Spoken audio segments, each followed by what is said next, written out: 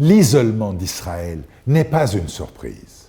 C'est le prix de la poursuite d'une guerre totale à Gaza, une guerre qui entraîne chaque jour près d'une centaine de morts, sans qu'aucun but politique ou militaire convaincant, clair, ne soit présenté.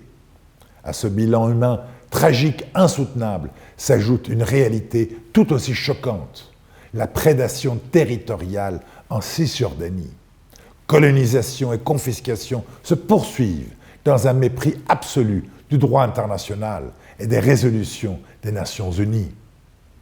La communauté internationale observe, inquiète, un État qui s'enferme dans une logique de violence et d'occupation, au détriment même de sa propre légitimité.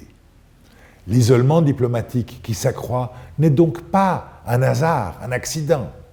Il est la conséquence directe d'une politique d'oppression.